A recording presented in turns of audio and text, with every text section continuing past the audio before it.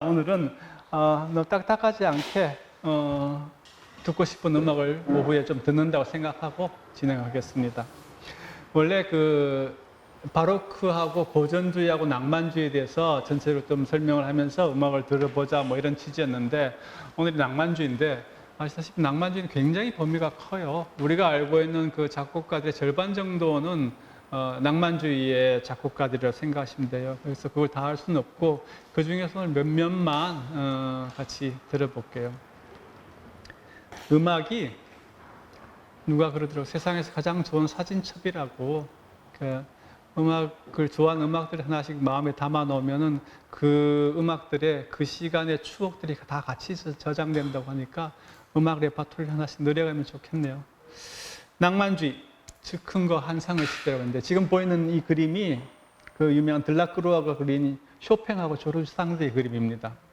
한 시대를 풍미한 작가가 그 당시에 가장 가심란을 세게 달궜던 그 예술가 연인을 찍었죠. 지금으로 하면 사실은 뭐 불륜이죠. 정식의 결혼 관계는 아니니까. 그러나 모두 알고 있는 관계. 재밌는 것은 이 둘이 죽은 다음에 이 그림이 어떤 사연인지 몰라도 반으로 짜개져 가지고 지금 따로따로 보관되어 있어요. 하나는 파리에 있고 하나는 저 암스테르담에 있는가 뭐 그럴 거예요. 그 이유는 아무도 모르죠. 어쨌든 조르주 상드와 쇼팽의 그림입니다. 낭만주의, 낭만.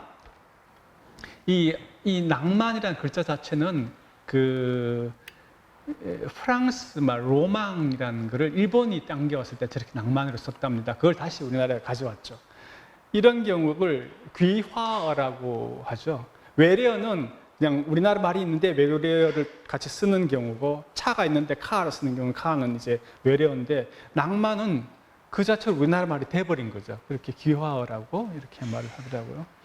물결 랑자, 넘쳐를 만자, 한자를 쓰는데 사전적으로 보면 실현성이 아주 적고 매우 정서적이며 이상적으로 사물을 파악하는 심리 상태 또는 그런 심리 상태로 인한 감미로운 분위기라고 무슨 말인지 모르는 소리를 저렇게 사전에 해놨어요. 우리가 다 아시겠죠. 그래서 첫 곡은 낭만의 대화를 한 곡 듣고 하겠습니다. 원래 체베코 버전이 좋은데 요즘 그 팬텀을 보다 보니까 재밌는 친구 하나 나와가지고 그 친구 걸 하나 가지고 왔어요. 고영렬이라고 판소리 하던 친구인데, 이 친구의 낭만에 대하여 버전 한번 들어보겠습니다.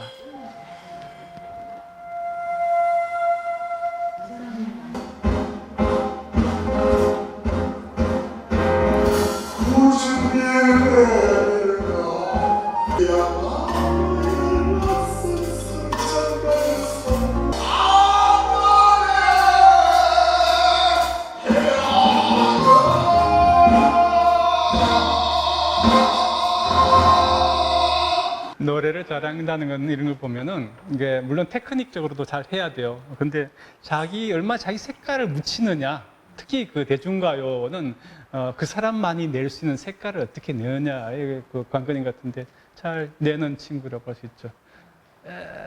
거의 대부분의 곡은 원곡이 가장 좋아요. 근데 아주 특별하게 자기 색깔을 이렇게 잘 묻히는 사람들이 가끔씩 있습니다. 체베코 버전은 워낙 덜 잘 아실 테니까 통과할게요.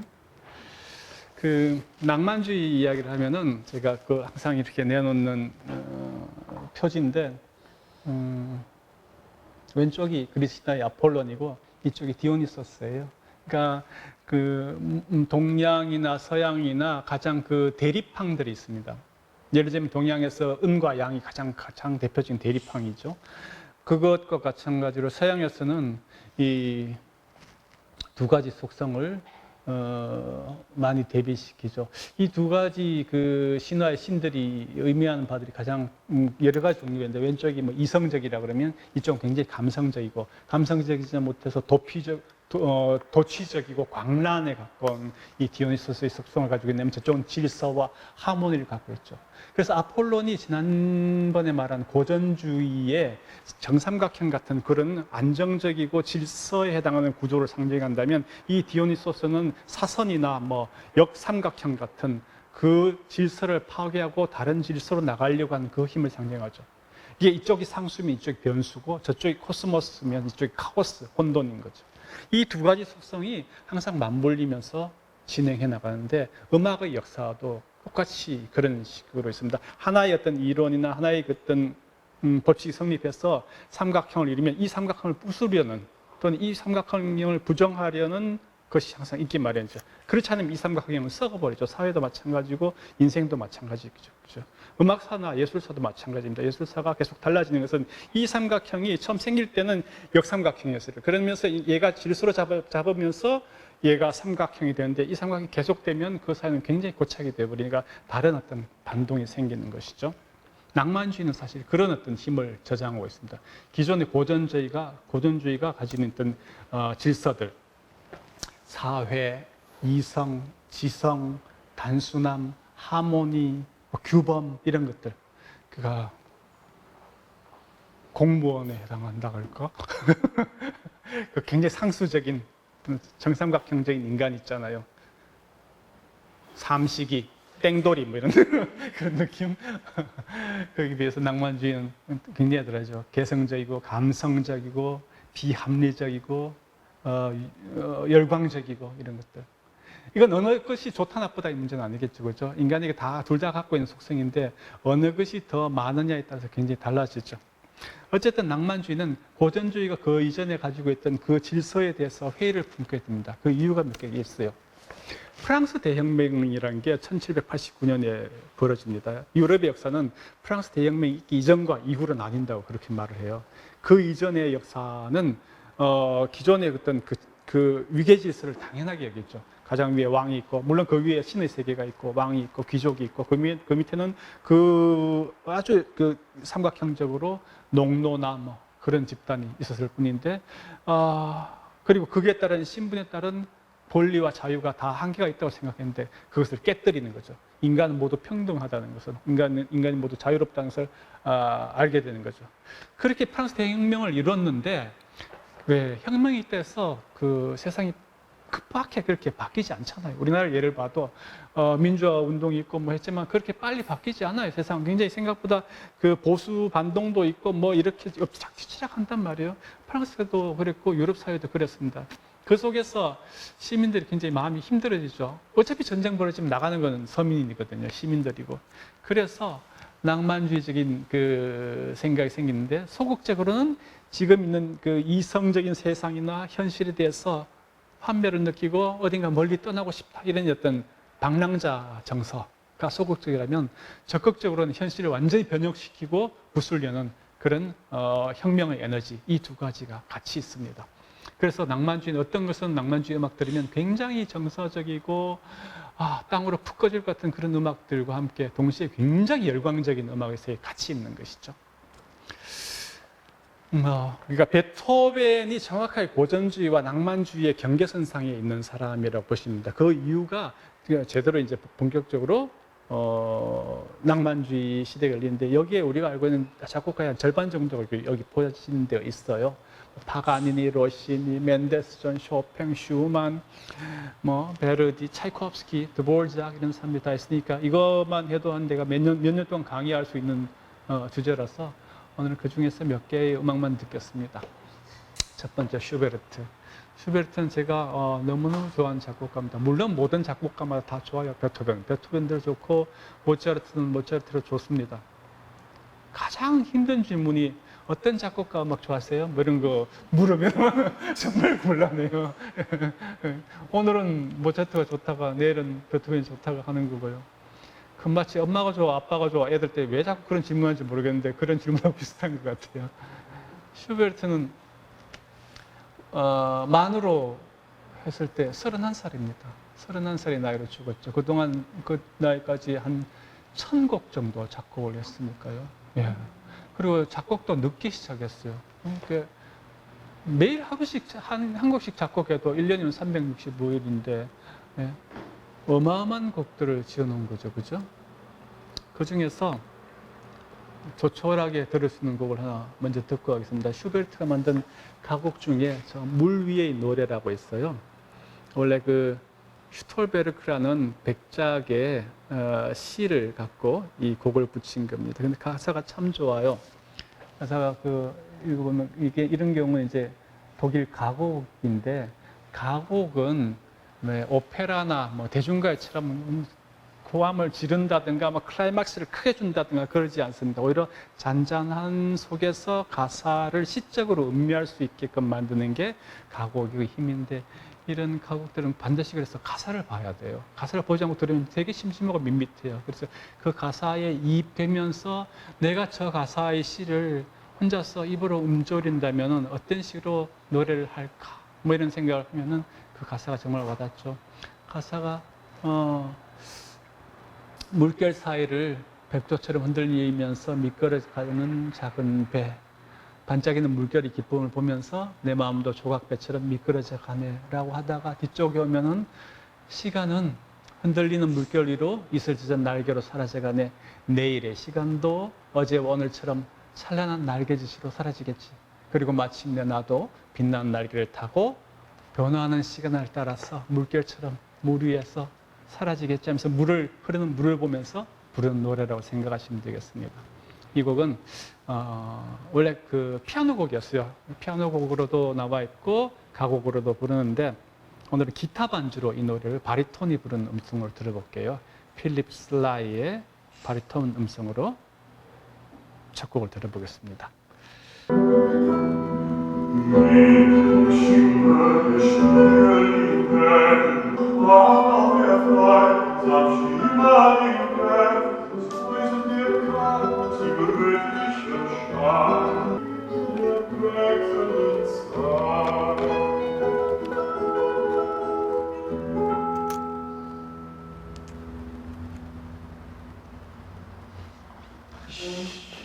슈베르트 무르의 노래인데, 그 두 가지, 그러니까 반주를 기타로 했을 때 그 기타 반주가 참 좋아요. 그 다음에 남자의 낮은 목소리가 주는 힘, 그죠?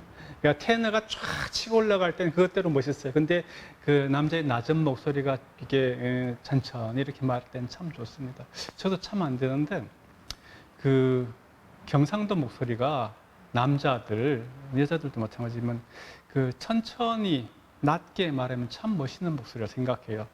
요걸 올려가지고 빨리 말하면 참 자발스러운 목소리가 되는데, 그래서 원래는 경상도 양반들이 참 천천히 낮게 이야기했을 것 같아요. 근데 이게 세상이 어려워지고 성질이 나빠지면서 계속 올려가지고 이야기하게 되는. 그래서 이게 경상도 목소리는 이게 남자들은 바리톤일 때, 여자는 메조일 때 참 멋진 목소리 아닌가, 쓸데없는 소리 해봤습니다.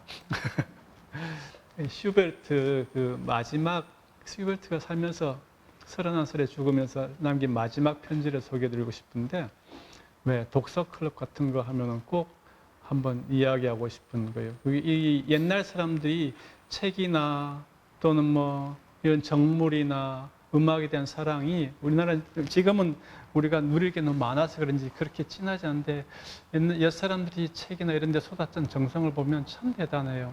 예를 들면 퇴계 이황이 이렇게 작은 매를 매화를 키우는 걸 좋아하시는데 방에다 이렇게 넣고 이렇게 분재식으로 했었는데, 나이가 들어서 이제 기력이 없으니까 설사를 하게 됐어요.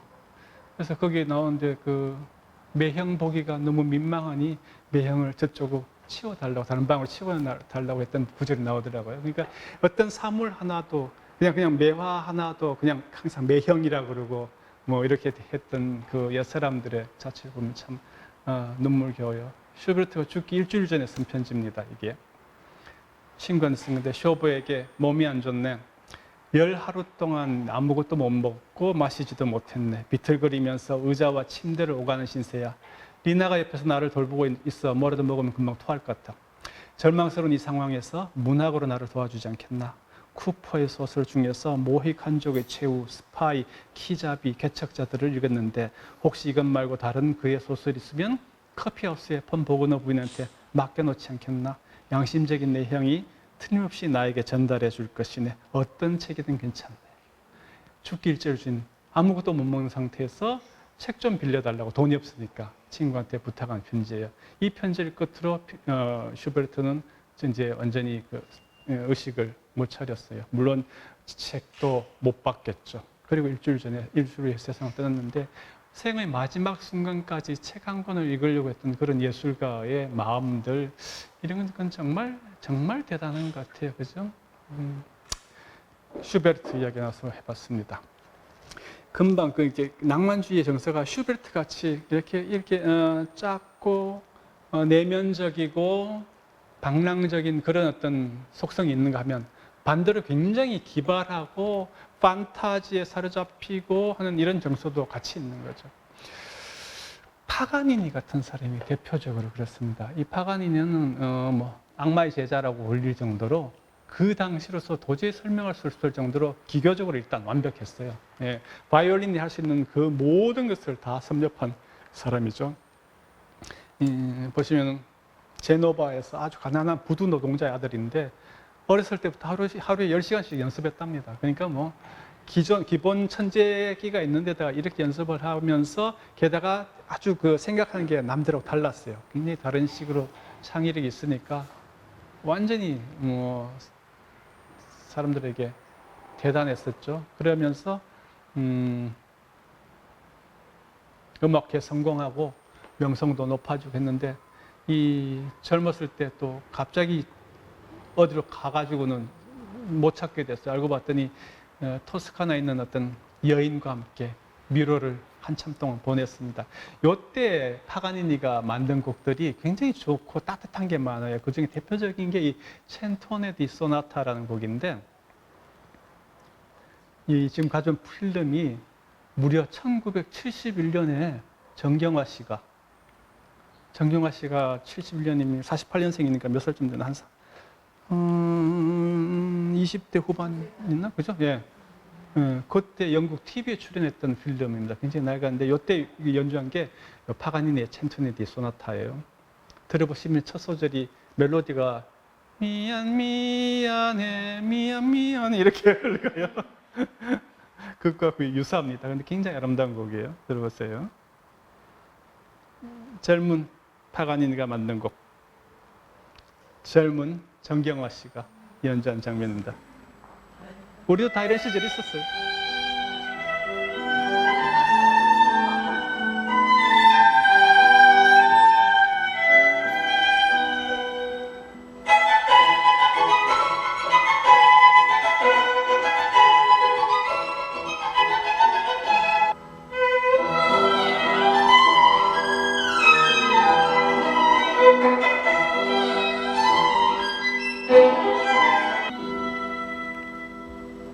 참 20대 초에 정경화 씨인데 지금 들어봐도 참 연주 잘해요.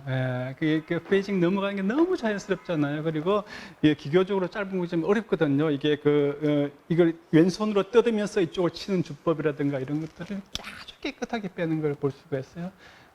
표정도 풍부하고.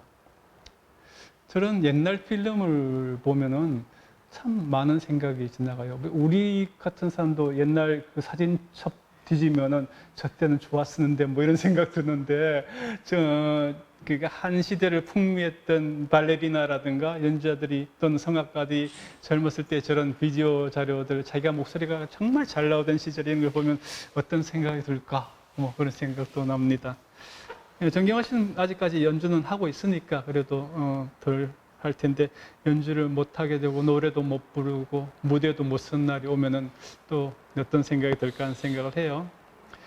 파가니니 이야기를 하고 있는 중인데, 파가니니가 만든 정말 유명한 작품이 1820년에 만든 이게 24개의 카프리스 또는 카프리치오라는 작품입니다. 그러니까 이 작품은 그 이전과 그 이후를, 바이올린을 역사를 가르는 작품이었어요.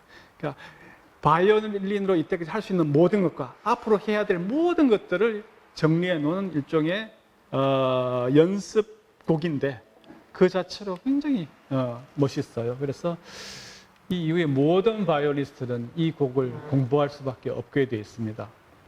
카프리치오라는 말이 원래 변덕스럽다, 충동적이다, 이런 어떤 뜻을 가지고 있는 그런 단어입니다. 24개의 카프리스 또는 카프리치오. 카프리치오는 이탈리아 말이고 카프리스는 프랑스 말입니다. 두 개 다 사용합니다. 그 당시 그 파가니니를 본 증언들을 보면 다 뭐 이런 식이에요. 이게 하나만 보면은 바이올린이 홀로 울려 퍼지면서 마치 달콤한 사랑의 고통 속에서 허우적거리듯이 절망에 휩싸여서 탄식했다. 뭐 웃음과 눈물, 호통과 위로, 사랑의 맹세와 배반의 모욕이 섞인 황망한 노파를 눈앞에 보는 듯하다. 그건 바이올린 연주가 아니고 음악이 아니라 마술이었다. 뭐 이런 식의 평가. 그러니까 파가니니는 같은 음악가들끼리도 그냥 그 입을 딱 벌어지게 만들었어요. 예, 그래서 파가니니 때문에 연주자의 길로 매진하게 된 사람들도 굉장히 많습니다. 이따가 소개할 쇼팽이나 리스트 같은 사람도 마찬가지였습니다. 영화 파가니니 중에서 한 장면 보겠습니다. 이거 굉장히 유명한 장면인데 파가니니가 금방 그 제가 말씀드린 수블레이 카프리스 중에서 24번째 변주곡을 연주한 장면이에요. 이때 그 파가니니는 그리고 지금으로 말하면 그 마케팅적인 깜짝 쇼 뭐 이런 거를 굉장히 잘했어요. 뒤에 무대에서 이 무대 연출도 잘하고 스스로 그 사람들이 악마 어쩌고 저쩌고 하니까 아예 그냥 악마 분장을 하고 나타나기도 하고 이런 식으로 해서 사람들이 시선을 끄는 것을 좋아했습니다. 그런 부분도 나옵니다. 영화로 만들어진 파가니니 중에서 그 장면 하나 같이 보고 넘어가겠습니다. 이거 워낙 유명해서 보신 분 많겠지만 그래도 안 보신 분이 있을 거니까.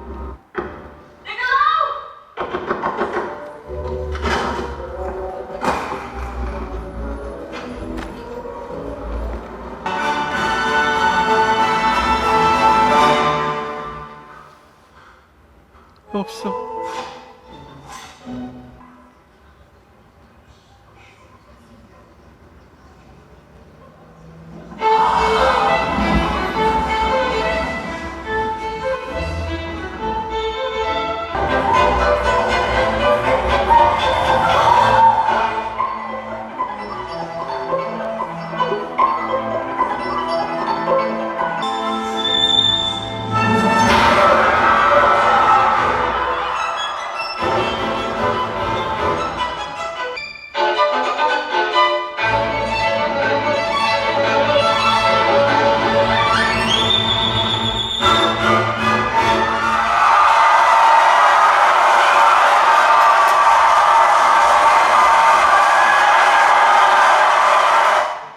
정말로 이랬답니다. 파가니니 때는 뭐 앞에서 기절하는 사람 요즘만 있는 게 아니고 이때도 다 있었고 뭐 아이돌 팬 따라다니는 거 이때도 다 있었듯이 항상 한 시대에는 그 시대의 그 아이돌 같은 게 필요하죠. 파가니니가 그 역할을 바이올린을 메고 톡톡히 해낸 거죠. 이 한쪽에 파가니니 같은 이런 그 명연주자의 시대가 되면서 이 파가니니를 그 추앙하는 나도 내 분야에서 파가니니가 되겠다는 사람들이 등장하기 시작합니다. 대표적인 사람이 저 왼쪽에 있는 리스트였죠.